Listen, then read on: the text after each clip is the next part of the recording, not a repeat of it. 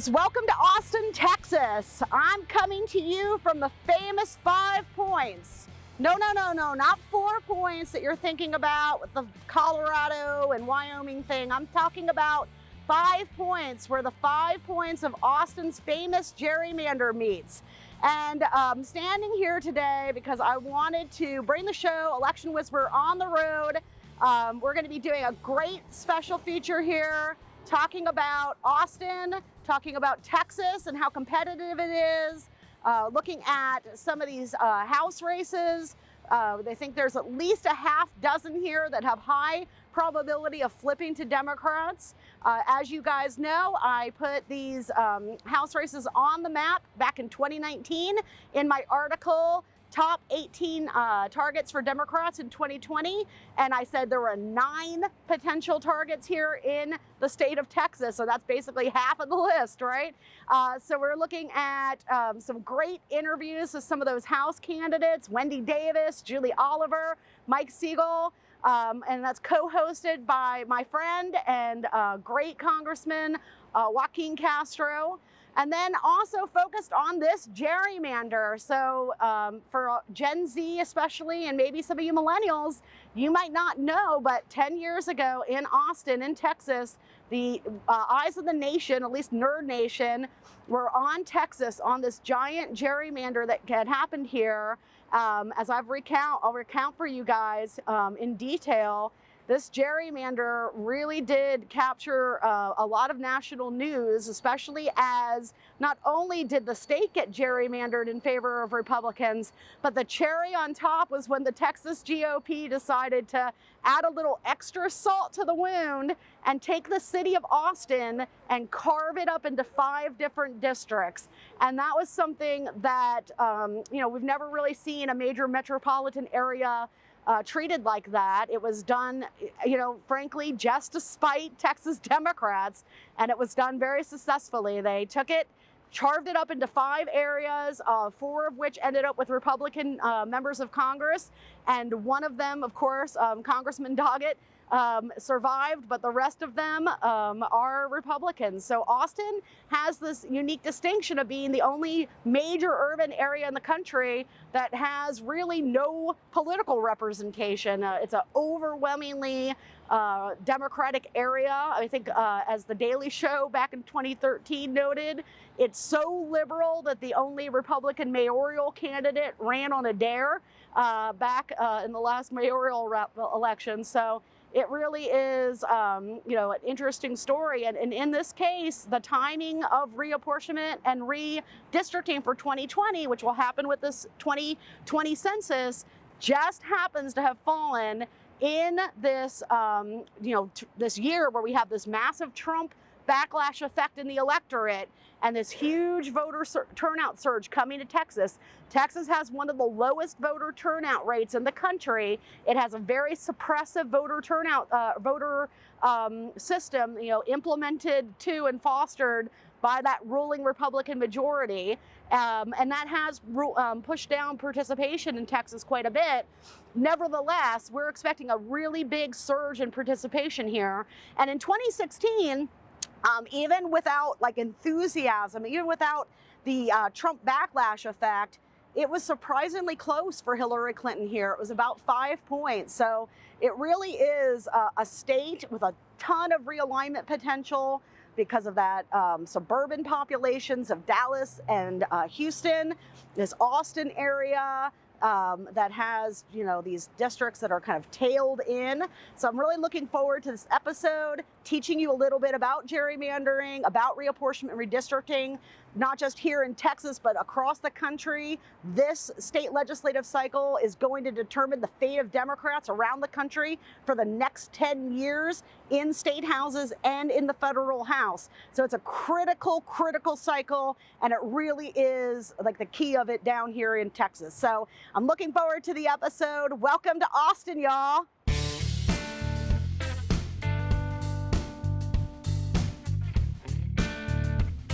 Welcome to the Texas State Capitol, the scene of the crime.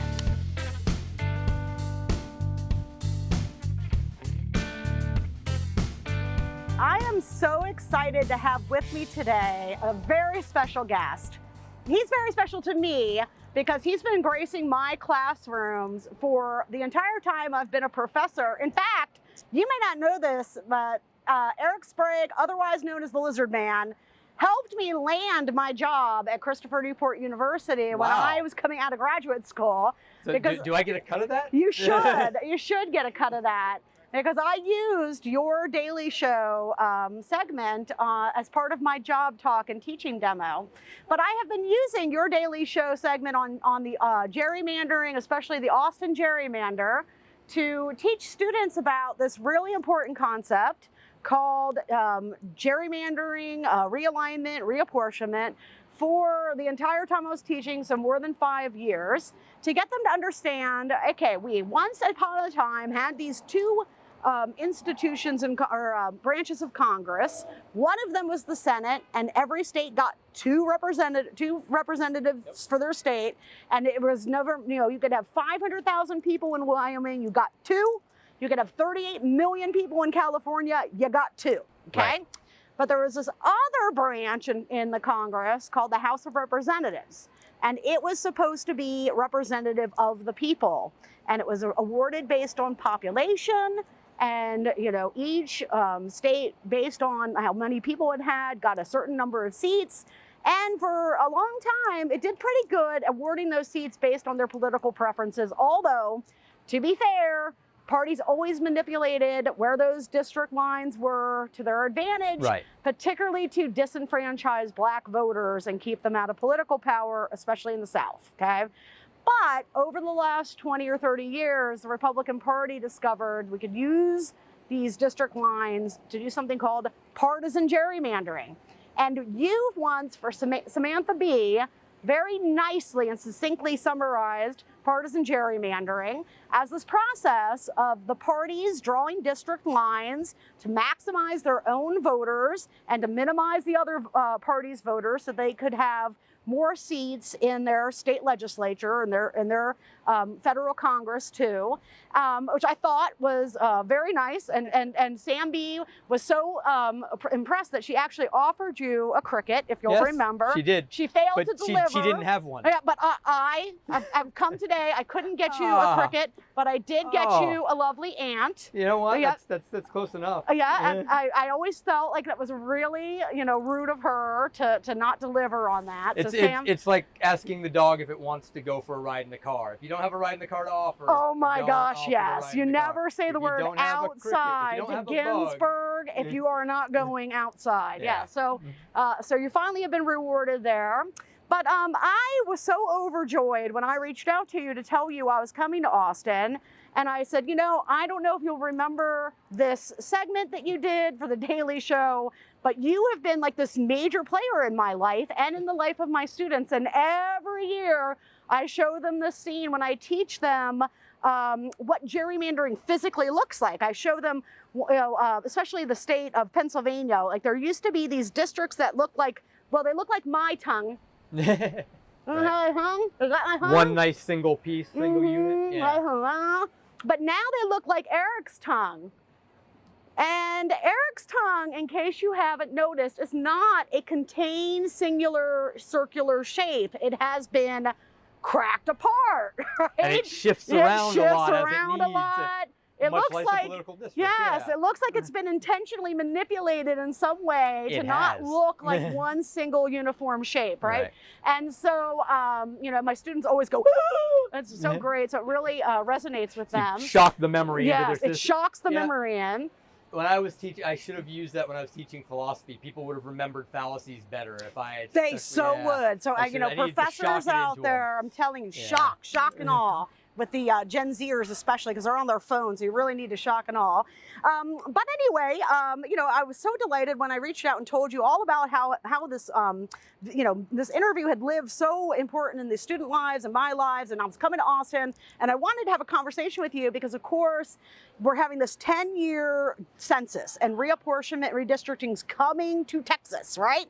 And I wanted to talk to an Austinian who, it turns out you are not some paid actor they flew in.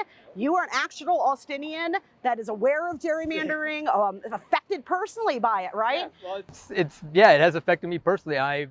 The last time that I had a residence where I lived and voted was where I grew up in New York, and I got to Texas and I found out that I was living in a city which, had effectively via the rules, the redistricting, and, just through statistical numbers, had made me, have the feeling like my vote didn't matter. Like, what does it matter? I mean, before I got here, it was a cliche, a small sea of blue and a small island of blue and a big ocean of red. And people here, as soon as the first people I've been here got here, they're like, yeah, we vote, but it doesn't matter. It doesn't matter. It doesn't matter. And I'm like, well, how can that be? And especially, you say, with the census coming up, it's been 10 years. Austin is a much different place. We're getting into the top 10 for most populous cities. We've cracked 1 million. It's not the city it was when those districts were drawn. And it's even harder to believe now that someone living 200 miles away could be voting in the same district as I am in South Central Austin. That's true. That's right. I mean, I think the furthest district, and I can't remember exactly which one, is connecting all the way to Houston. It's like 250 miles away from here, right? Houston's 150. I think it's Dallas. I think it's if I remember, because I have to picture the map in my head as the way the district goes, and that's what. Yeah, it stretches. And yeah, if I say the number, I'll get the wrong one. But it stretches all the way up 35 real thinly, so that it grabs this big chunk of land south of Dallas. Part of what used to be called south of Dallas now would be called South Dallas, because we sprawl a lot in the cities down here, but not 200 miles. And you know what? This might surprise the audience, but there's not a lot of commonality between Austinites like Eric and a farm rancher living in, west or northwestern rural Texas. I mean, maybe more than they would be aware of, actually. I bet you have more in common than they'd be aware of. But the political representation issue is a huge issue. And Austin is the only major metropolitan area in the whole country that has been systemically disenfranchised. We don't have an anchor district, it's called, exactly right? Yeah. Right. We don't have, there's no district that is obviously and definitely Austin. There's just all these different districts who have corners that meet in Austin. And as we've been saying a couple of times already, it basically disenfranchises Austin voters. I mean, at a federal level, maybe even at a macro state level, sure, I have a lot of common with other residents of Texas. But this gets down to local politics and local representation. And yeah, it seems hard to imagine that someone is going to accurately represent myself and my friends or my like-minded peers here in Austin as equally and as effectively as they do, as you said, maybe a West Texas rancher, someone who's further out I-10 or all the way up I-35. When you get down to those local issues, you need local representation.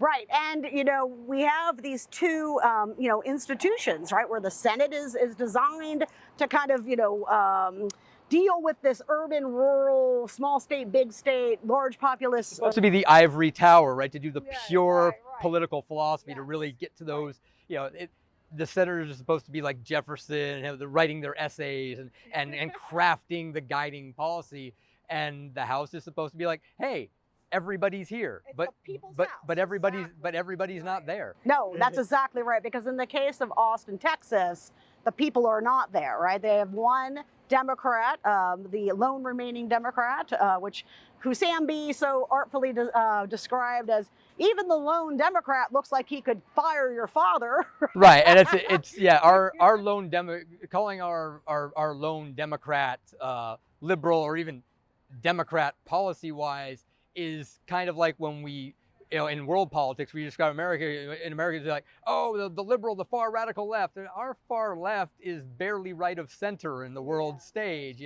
So the idea that America even has a liberal way of politics is kind of laughable if you look at the rest of the world. Oh, it's so important to keep that into context, right? I mean, one of the things about our system is because it is designed the way it is, and it has what we call first past the post or majority take all system. It produced the two-party system. So it collapses these huge spectrums of people into two parties, and it really does. I mean, until recently, it's always had a moderating effect, that is not working so well right now within the Republican coalition. The big tent, right. the big tent Yeah. approach inevitably leads to a policy that's so watered down and spread out, or neglecting people within the tent. You get that point either way. Yeah. So in this case, though, I think the candidates putting forward for the Democrats on this are pretty progressive, and also there are a lot of women, lots of women, and in the case of the State House, which is of course what's going to determine whether this gerrymander is ended in the 2018 cycle, with the big Beto O'Rourke Senate election, and my research is really focused on energy that came into the left side of the spectrum post-Trump, like kind of awakening a sleeping demographic giant. And there's no better place in America, honestly, than Texas to kind of bring this thesis to life, because Texas has these massive demographic underlying trends just waiting. Lots of newly college-educated people, lots of racial diversity, lots of suppressive voting infrastructure that makes it like you kind of have to really want to vote. And so with this newfound kind of civic renaissance environment, the potential in Texas is quite large. And in 2018, they picked up 12 of the 21 seats that they needed to flip the Texas State House. They're now down to these 9 seats. And if they pick up at least 9, they'll be able to control this redistricting and perhaps liberate Austin.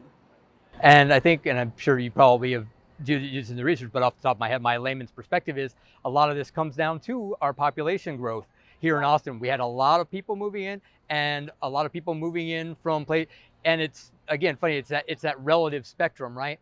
I can remember when I first got to Austin and people being like, "Oh, we're so liberal," and me coming from Albany, New York, where I was doing graduate studies and traveling around and thinking like, well, there's definitely pockets and whatever, but like overall, it's not there. And then watching influx of people moving from California to California, and I'm like, you know why they were moving here? It's like, it's not that all the liberals are moving from California today. It's like they were liberal by our standards, but they were conservative by California standards. So they came to Texas, and there's so many of them came. And I think, when you get that year, you talk about critical mass in populations, the 2018 election year comes down in a lot of ways to all those people having moved here and moved recently enough that they've now discovered what's gone on. They're looking at the history of the place they moved to. They're like, oh my God, I moved somewhere where my district is 200 miles long. Yes, so that drove a lot of these new people coming in to say like, I want to get involved in it. I mean, I know for myself, it was invigorating because when I first got here, I heard a lot of, oh, it doesn't matter, our votes don't count.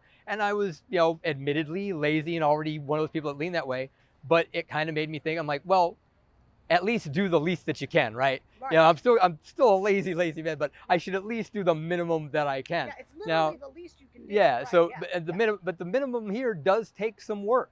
Yes, Getting registered, making sure you're registered, making sure you got a place to go and get there, and then and I say the least you can do is also. I don't like performative actions. I'm not going to go on social media with my I voted sticker and be like, look at me, pat me on the back or whatever. Right. But yeah, talk to your friends, get them involved, because it's a matter of you're basically losing the popular vote. So you have to the old vote in numbers that can't be ignored. If you want this to ever end, there's only one way out. Well, the one thing as a professor, a person who does civic education and is trying to kind of help spark with the help of millions of other people, a kind of democratic renaissance.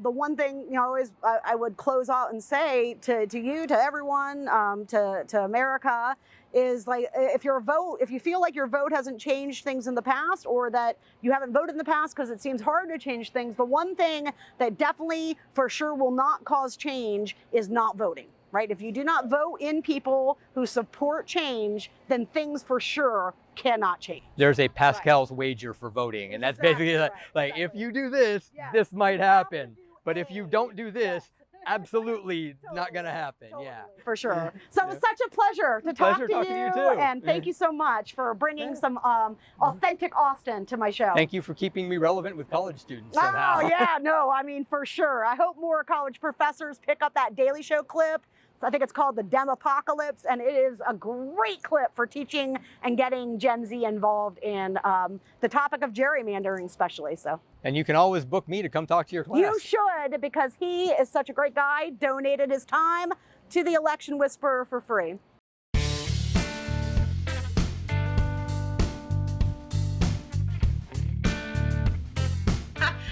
Welcome back to the Election Whisperer. I am so excited now to focus in on this amazing grassroots organization working to flip the Texas State House. It's called Flip the Texas State House, right? So you can't forget it that way, guys. You can Google it up right now, Flip the Texas State House. And I love this organization. I first became aware of it when I started talking about Texas and started looking at Texas State House in particular because of that gerrymander and this reapportionment census redistricting coming up, and noting that, you know, Texas had a real chance to break that GOP gerrymander. And I believe the young woman I'm about to introduce you to messaged me on Twitter and said, hey, I've got a kick-ass grassroots organization in Texas working on coordinating these state legislative races.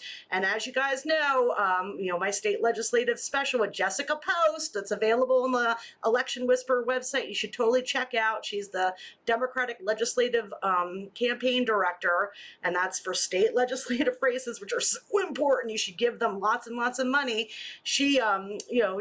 These things are resource starved. So having grassroots groups are critical. I mean, that's going to make or break these races. So her name is Cari Marshall. Hi, Cari.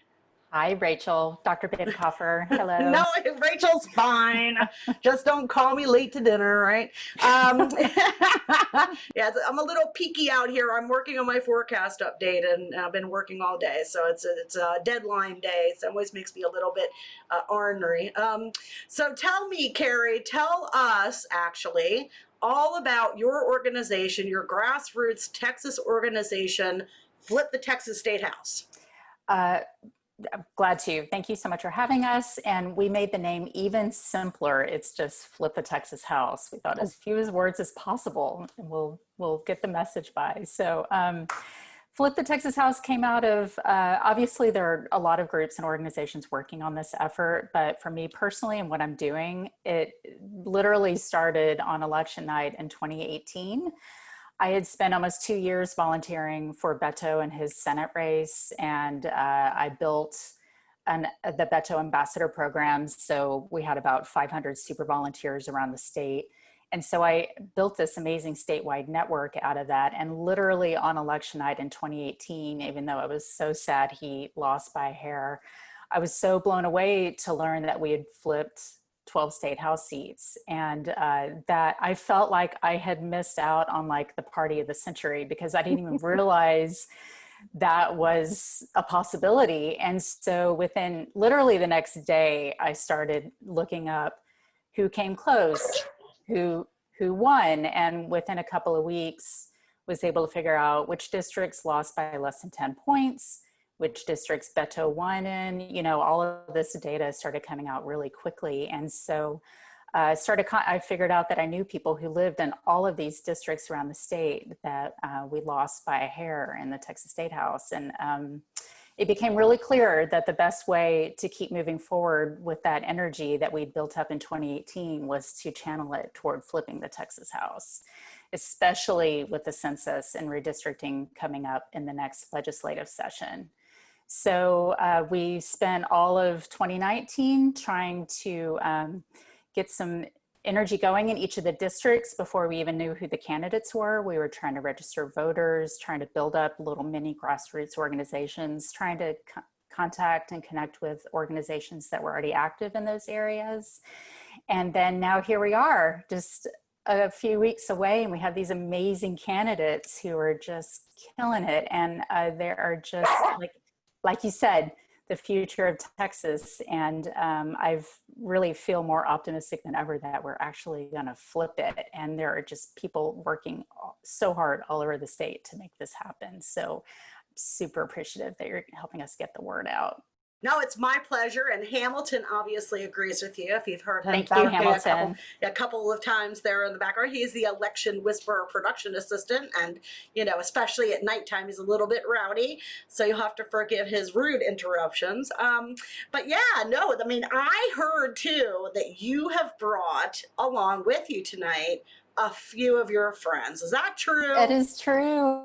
It's true. It's like true. Christmas over here. Yes. Would you mind showing us some of your friends? Oh my gosh, I would love to show you some of my friends. We have All right, let's see them. Let's see them. Hi, ladies, and Lorenzo. Hi, everybody. Yay! I mean, that is the future of Texas politics. And just like in Virginia, you might notice it has a certain flavor to it, right? It's very female.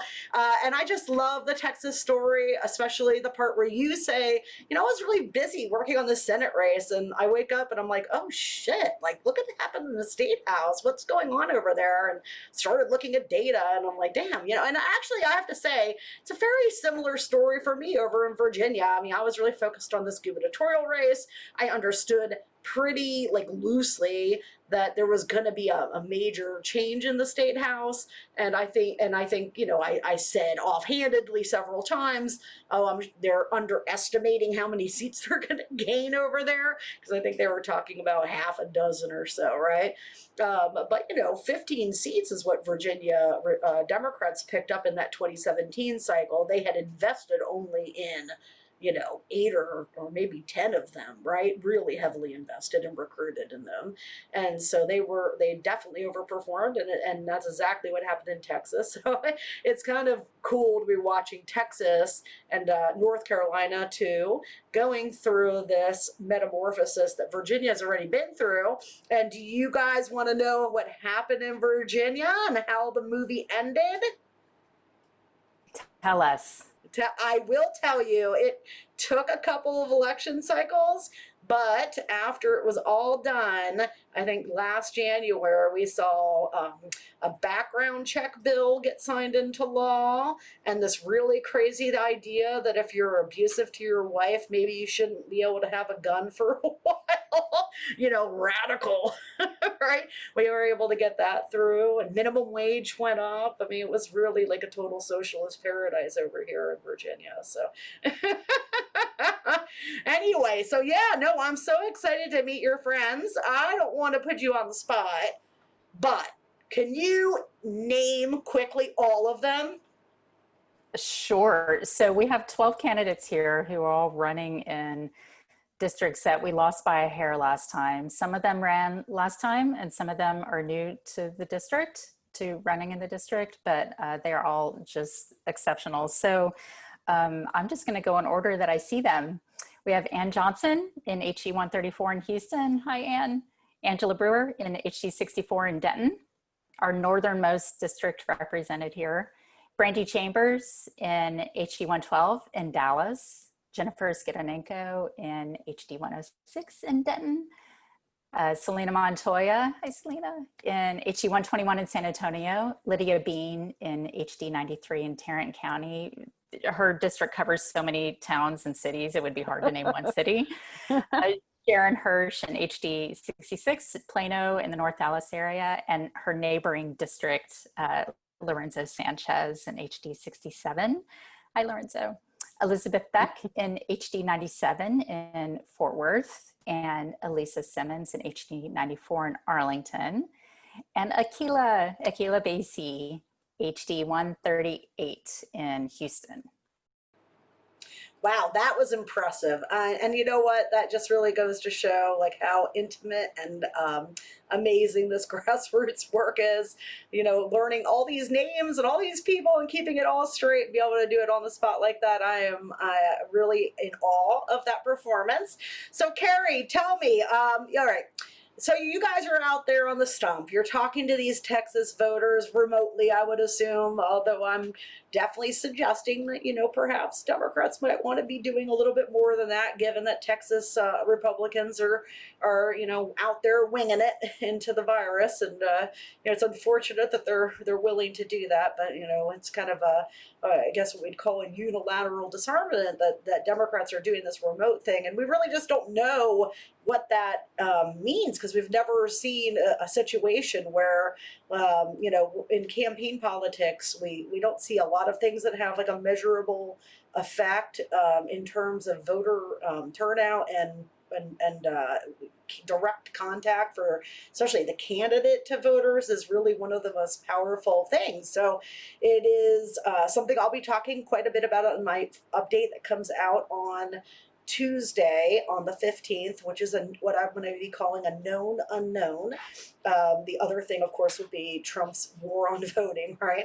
As a known unknown. We just don't know. We've never held an election, recently anyway, in which one side is doing traditional voter contact and the other is just doing remote. And so it's just, smart to be, I think, somewhat cautious about what potential impact that might have. But you guys are engaging with voters, at least remotely. So why don't you walk through a few of, with these fine candidates and have a little conversation. Tell me about what's going on in Texas, about voter sentiment, about, what people are telling them. Well, and I do know that we were just talking about this. Some of the candidates have started in person. Oh, that's great. Which ones? I know, I think Brandy was talking about that. Is that right? Do you want to hear about that from Brandy in Dallas? Yeah, succinctly, because I want to make it to everyone, but yeah. Yeah. Hi, so yes, we decided to do an experiment this past weekend with myself and a couple of my other staffers. We got all of our PPE on. We decided on a very, small grouping to go out and just test the waters to see what the reception was. And just kind of like, okay, are people freaking out because we're knocking on their door, or are they welcoming, or are they just, indifferent? And universally, it was if people were home, a very positive response. And, we did make sure that we took all the precautions. Everyone had masks, everyone had gloves, some had face masks. And then after you knocked on the door, everyone stepped back 15 feet. Yeah. Absolutely, to make sure that there was, no possible contact in any form or fashion, and we're able to hold discussions on that. So we have decided, because of the positive response that we received, and as long as there are people that we trust to follow the rules and to respect science, that we're going to go ahead and start doing some canvassing. This is incredibly valuable feedback. I'm so glad that I asked and posed the question.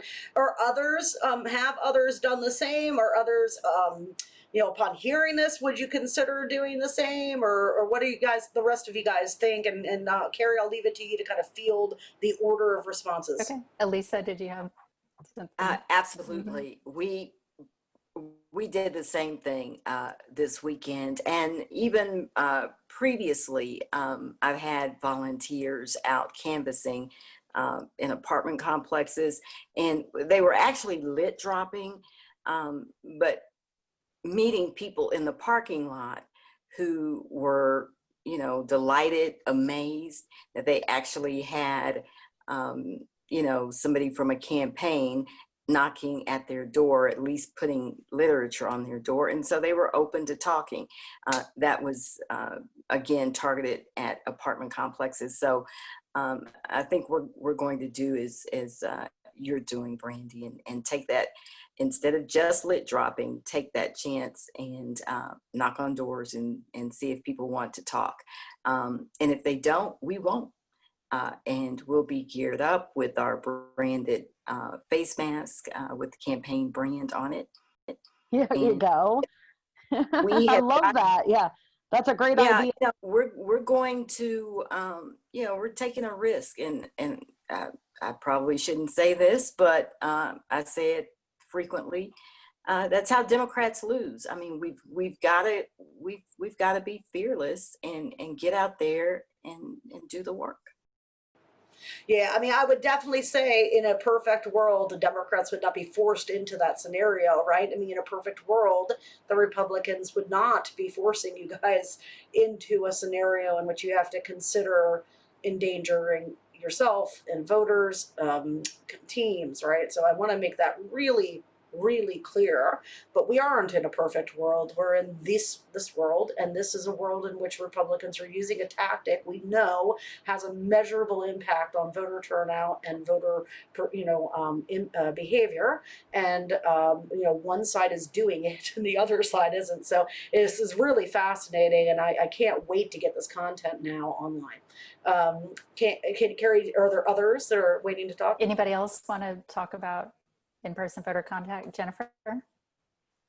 So ours is, we're doing a kind of a weekend of action, like 3 days in a row of mostly lit drop, but there will be certain parts of the district where we may try to knock on a door or two if it's me, and see what volunteers are willing to do, because we have masks and gloves and all of that. We have the PPE ready. Our goal is to at least do 50,000 lit drop, and then try to talk to people if they're willing to. Right.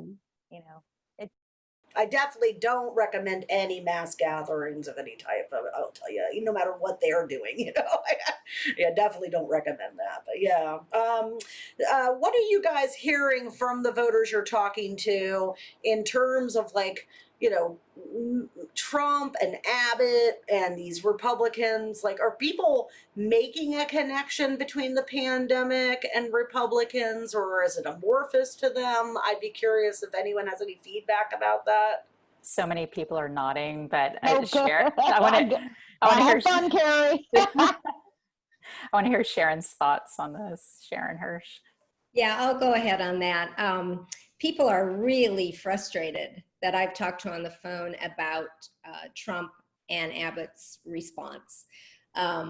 First of all, they don't like the divisive pieces of it, the dishonest pieces of it, the lack of leadership.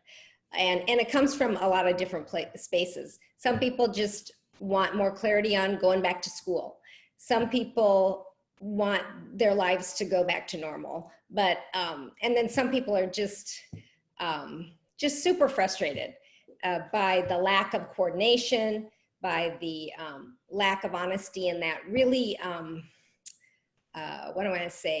integrity around the whole process. So it is affecting people in HD 66 in numerous different ways, but it's affecting everybody, and they're very frustrated. Angela, did you look like you were very much in agreement there? Did you want to add to that? Yeah, absolutely. I'm hearing much the same that Sharon's been hearing, especially in these last couple of weeks as we are returning to schools. We have 2 universities here in Denton, and so we have students back on campus. This is the 3rd week on campus, and then all of our public schools just went back into in-person learning, or the option of in-person learning yesterday. So that anxiety and the frustration and kind of the lack of clarity and how unclear our direction is has really come to a head in the last couple of weeks here in our district. And they're definitely connecting this to President Trump, and they're connecting it to Governor Abbott. I then try and take that step with them to the state legislature, that we have members of the Texas House and the Texas Senate who could be holding our governor accountable, and they're not doing it. This is a clear lack of leadership out of the Texas House too. And that's why all these fine folks on this screen tonight need to get elected, so that we can take our government in a direction that it needs to go.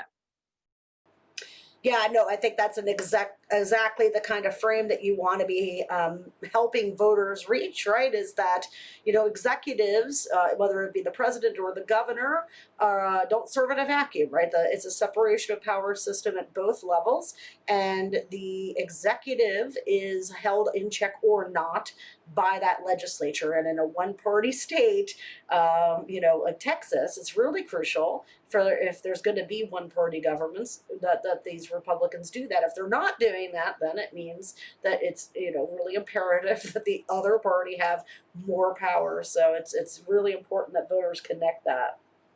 And they won't get there on their own. They need somebody to explain it. It's a very complex system, and voters don't understand how the system is shaped in general. So it really is important for people to lay it out pretty clearly.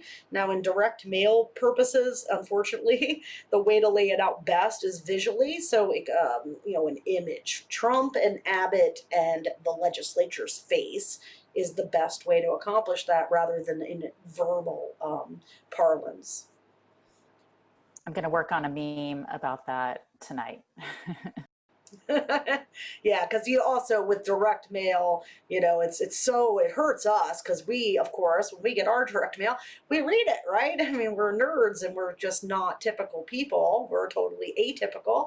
But typical people just glance at it as if like, oh, it's a mailer from Albertsons or whatever, right? So we have to make our message convey in a glance, and that's why that image is so critical. Yeah. What is your sense of energy? Are you feeling like the burn? Are you feeling the burn? Not the Bernie burn, the burn of like, okay, there's this energy in Texas, right? A state that first becomes competitive, like when that energy first hits, it tends to kind of send a shockwave. You can feel it in Arizona. You felt it when Colorado realigned. You felt it in Virginia when it became competitive, and then it went through this realignment. What about Texas? Is it a palatable feeling, albeit that we're all living in this weird world where our worlds are now virtual?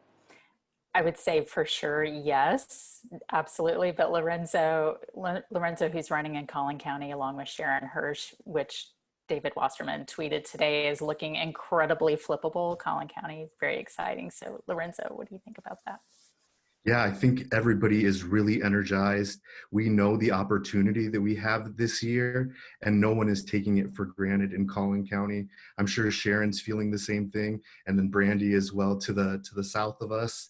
It's palpable. You can feel that energy, and I don't even know what's bringing people out, but we have, you know, donations coming in from across the country. People realize how important this is, not just for Texas, but for our nation. So it's really exciting to see the amount of volunteers we've had coming out, the amount of organizations that are getting involved to help back us up to make sure that we can finish the job this November. It's so important. And like I said, we can't take anything for granted. Here in Collin County, we need to make sure that Sharon and I can run up those ballots as much as possible to make sure we can get some of our county-wide judges elected. And you know, being from this district and being raised here, I remember voting and never having Democratic choices on my ballot. So the fact that we had so many Democrats step up this election cycle really shows you the energy that's in our county, and the change that we're going to make here in Collin County hopefully will reverberate throughout the entire state. Yeah, during my time there this weekend, which was just fantastic, you know, albeit, you know, I was trying to tell people, I was like, I know, we're coming into Texas from out of state. People were like, you're going where? I was like, I'm going to Texas. They're like, it's leper land. And I'm like, so, you know, you should make sure you tell, you know, Texans, like Greg Abbott has turned our state into a pariah outside of the state. You know, people are like, don't go there, you know. But the palatable pride everyone felt about the election of so many African American, I think it was judges, and, you know, just this real sense of, you know, final, like, I think racial representation coming to the state, or starting to come to the state, and the beginning of that anyway. I mean, certainly not achieved, but the seeding of that movement. But one of the things that Republicans have done is they eliminated the straight ticket ballot. It's a tool that is very useful when one party has an electoral edge, for their voters to be able to go into a voting booth and say, I just want to vote straight ticket Democrat or straight ticket Republican. But once your party begins to lose that edge, it's not so useful. So the state legislature and the governor decided to do away with it because they expected that it would actually help Democrats potentially, use it to leverage more power. So this is the first election cycle without the straight ticket ballot. And, I'm kind of wondering what you guys are doing, especially because the state legislative level and below, but state legislative here is the potentially most adversely affected race in the cycle, missing this state straight ticket ballot. What are you guys doing in terms of voter education on this? Yeah, that's definitely a common refrain in every single phone bank I'm on, I think. So, Celina in San Antonio, you have some thoughts on that? Yeah, thank you. It's a great question, and it's one that certainly has a strong response, at least here in Bexar County and San Antonio, where in our particular race, we are overlapping with Wendy Davis, MJ Hager, Gina Ortiz-Jones, and these are all powerhouse women who are getting it done, right? But being at the top certainly helps. And what we're trying to help folks understand is you absolutely have to vote blue all the way through, right? Though the level, that's the message we're telling people, the whole ballot. And so, and that is certainly a, it's a combined effort that is happening from our allied groups, from our, our county party, from all of the candidates who are on the ballot. And of course, that also goes down to our elected judges as well.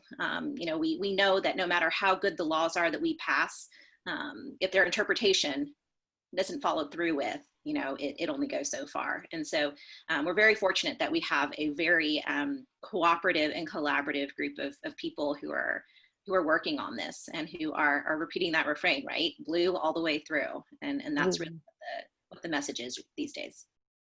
Everyone knows I'm a big fan of good slogans. So, and we are so fortunate that all of these races are happening in these counties that have, well, I shouldn't say all, they're varying degrees, but there are just so many counties working so hard to ensure fair, safe, widespread early voting locations. And it makes such a difference that the counties are in control of the elections, because if the state was running it, I think I would be feeling much more nervous. But and speaking of all the judgeships that are up for grabs this time, we haven't talked to our two Houston candidates yet, which flip, what is it, 12 judge seats? Was it more than that last time? Akilah and Ann Johnson, who are running in Houston, our biggest county. It's gone blue so rapidly over the last couple of cycles. So Ann, we'll start with you if you have some thoughts on this. I'm Ann Johnson. I'm running in Houston, Texas, and actually I'm running in a very unique position because I get to run against a Republican that claims that she's a moderate because she says that she's pro-choice. Oh, I've heard about you. I heard about her. Unique situations, because even though she has that as a claim to fame, she's one of the people that got rid of straight ticket voting. She's one of the people that killed Medicaid expansion in 2017 because the Republican leadership told her to. And she's one of the Republicans that remains loyal to the NRA, even though we've had 4 of the top 10 mass shootings in the United States, in Texas, in the last 2 years, and they've remained silent. And so our seat is an example of one where if we don't flip these 9 seats that we need, especially with redistricting and gerrymandering being up, this has a significant national impact.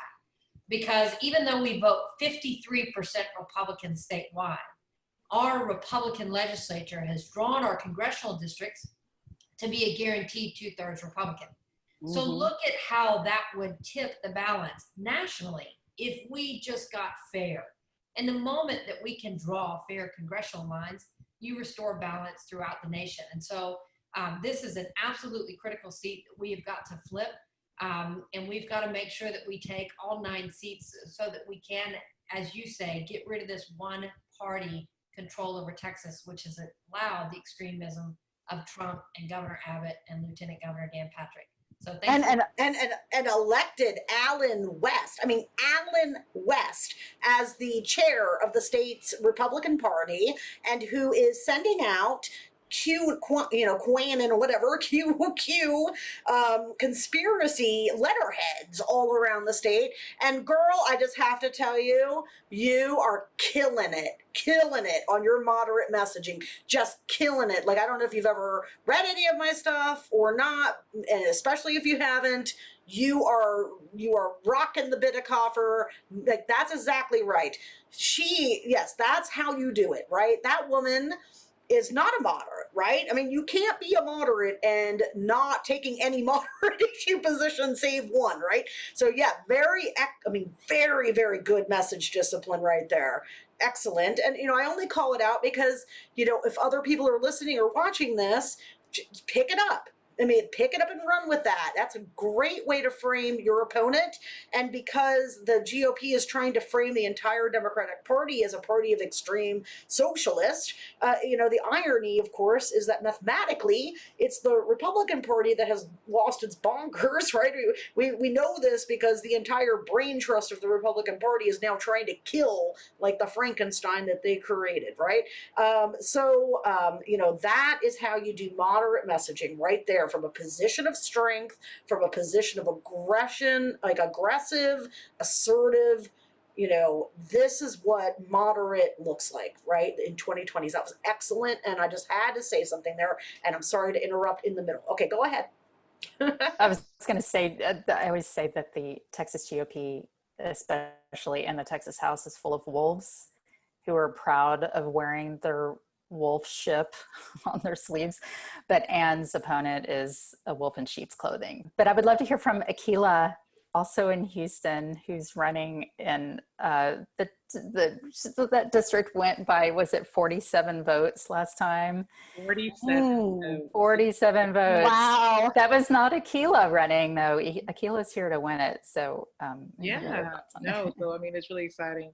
And it's so funny, you talk about the judges, and it's funny because Anne and I literally, were there, when it happened. We see what that actually looks like in play. For those of you who don't know, Anne actually was the chief human trafficking prosecutor when I was a little baby prosecutor, and probably trying the most minuscule, inconsequential cases. And she's over here taking on the big dogs. But I went to her office. That's great. I went to her office and I said I want to help, and she let me get on those cases, and just really took me under her wing in that fight. So to fight against human trafficking. So I'm always so excited to see Anne, and when we talk about the Houston, candidates, and also the courthouse, it's very near and dear to my heart, and I always love sharing that with Anne. But back talking a little more about our race down here in West Houston, it is really exciting. We see a lot of good movement on the ground, and we are one of the teams that are not going to block walk. I've made that hard stance. We will do lit drops, but my position is that if I have to endanger someone to win, then we don't deserve to win. We can come up with innovative ways to get out there and do it. And so that's where we stand on there. But everybody has to run their own race in their own districts, and they know what their districts like on the ground. I think it's really, really exciting what we see happening out here. Currently, we are up in the polls, which is the first time that it's ever happened in this district. We're up 6 points, and it's literally ours for the taking. So I'm super excited to keep doing the work. And I'm sure, like everybody else here, I'm extremely tired, but I am more excited and more charged up than I am tired. So I say we will sleep November 4th, guys. We will sleep November 4th. Yeah, maybe.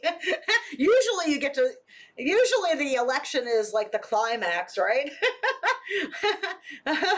And I'm not sure we're going to be, we're counting on Texas. We're actually counting on you guys to help us put that coffin, nail in that coffin, because, we've got Florida, we've got, a couple, Georgia, Florida, all the states that actually have suppressive voting and don't allow vote by mail will help us also, hopefully, put the baby to bed early, because we'll know if Donald Trump is to lose Florida or lose Texas especially, you know, we'll know then the Midwestern states, even if we don't get the ballots counted quickly, we'll know what that means, right?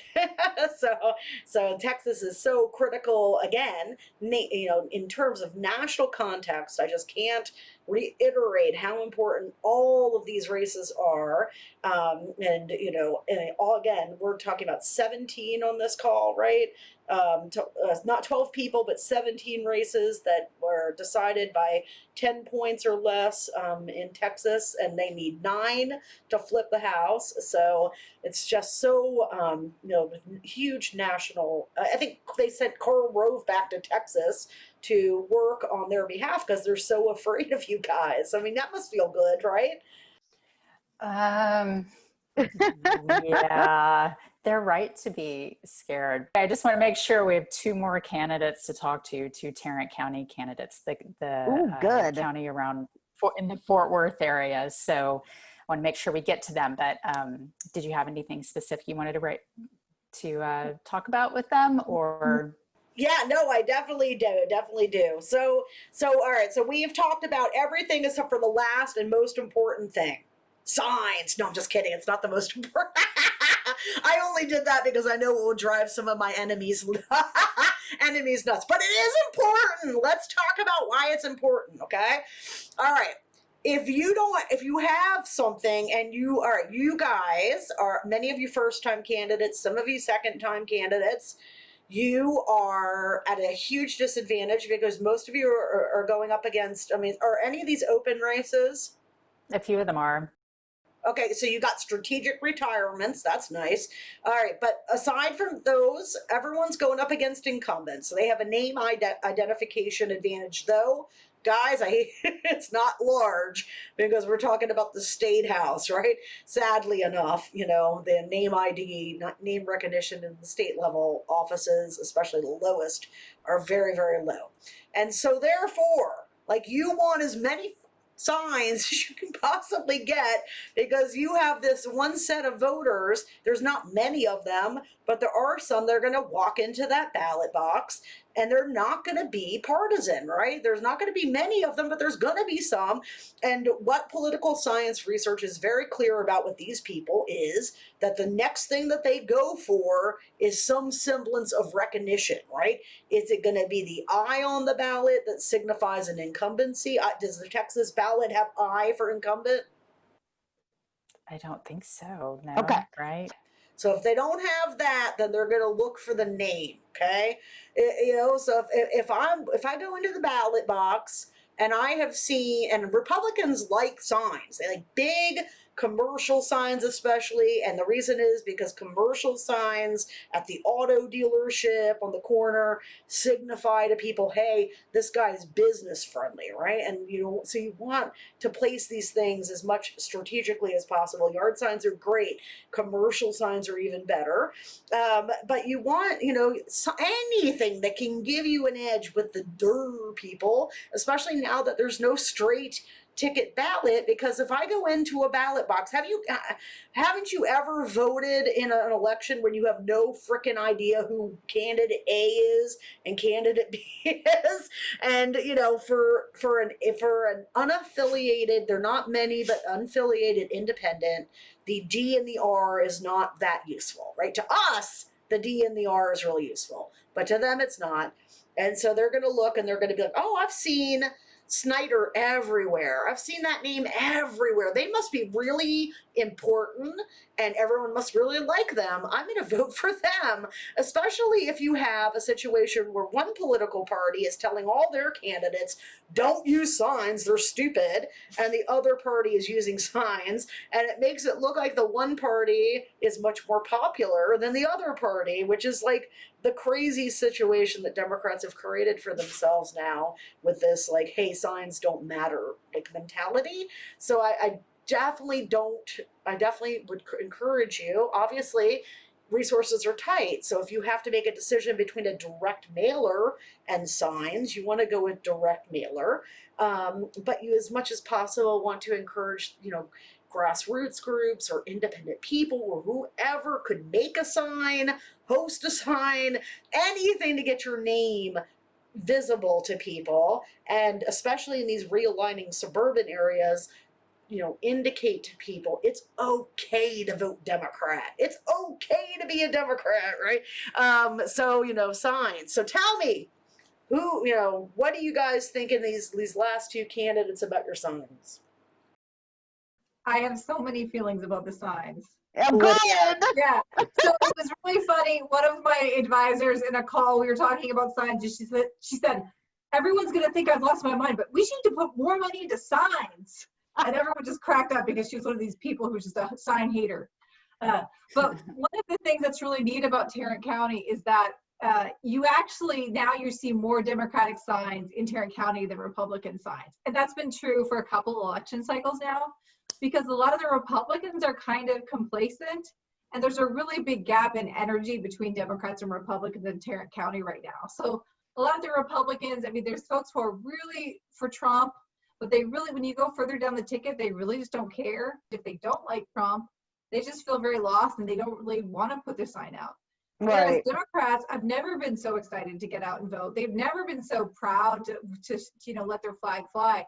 And so what you see is my mom, Nancy Bean, actually ran for the seat before. So a lot of folks, when we talk to them, when we used to talk to them on the doors and now on the phones, they actually already know my name. And they're like, yeah, I voted for you last time, because Bean signs everywhere. And I think the same thing. I don't want to assume my opponent isn't going to put up yard signs, but you're going to see a lot more yard signs for Bean than for my opponent, just because of that basic enthusiasm gap. Because I think in Tarrant County, a lot of Democrats kind of underestimated how many people there were who shared their values. And now, especially with Beto running so strong and carrying the county, once people saw all those Democratic signs out there and realized that there were more That's right. And you know what? You cannot replicate that in a lab on an individual level experiment. It's almost impossible to replicate that. So just because you can't measure something in a lab doesn't mean it doesn't exist. And now I can already tell, like, the data bros will be like, oh, Bitecofer says just because you can't measure something, you know what I mean? Like, it matters, dude. When you're in this area that you think you're alone, and all of a sudden you start seeing oh, I'm so happy you're here too. And maybe if you've never lived someplace hostile, you don't get that. You know what I mean? But it matters. And if you pass a truck, and it's like a manly redneck truck, and it has a Biden sticker on it, it matters, right? It matters to people. So it's important to have as much name ID as you possibly can get when you're a low-level candidate, because no one knows who the hell you are, and you really need to address that. And I'll also say, Tarrant County, where Lydia is running, as well as Elizabeth Beck, who we'll hear from next. So 5 of the 17 districts that we lost by under 10 points last time, 5 of them are in Tarrant County. And there are 2 or 3 more that lost by just a notch more. I mean, Beto winning Fort Worth was so seismic. It's the first time Fort Worth has gone blue. And so it's really where I feel like there is just so much collective energy and so many great candidates running. So it's going to be really exciting to see how many. It is. It's going to be how amazing. many of those Tarrant County I'm guys. counting on coming back and partying with you guys in our new state house majority. Yeehaw. Yeehaw. We'll have margaritas waiting, and they won't be 104 degrees out. Yeah, that will be nice. I'll be able to actually go outside, All right, who's wrapping us up? So that brings us to Elizabeth Beck in Tarrant County as well, who somewhere in your talking points, Elizabeth, I want you to talk about how many phone calls y'all have made so far, because it blew my mind when I heard last time. Sure. So, Rachel, I know you said you like slogans, and the Republican slogan in Texas was for so long, as goes Tarrant, goes Texas. And I think that they are really regretting that slogan.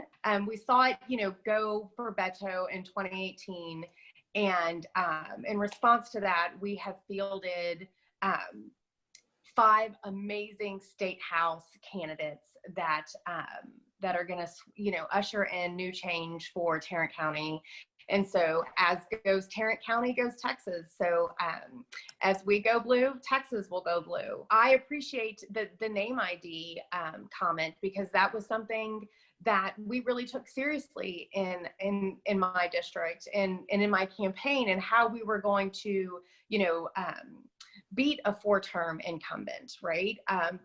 Fortunately for me, I'm running against a 4-term incumbent that nobody in the district knows. His name ID is in the low 30s.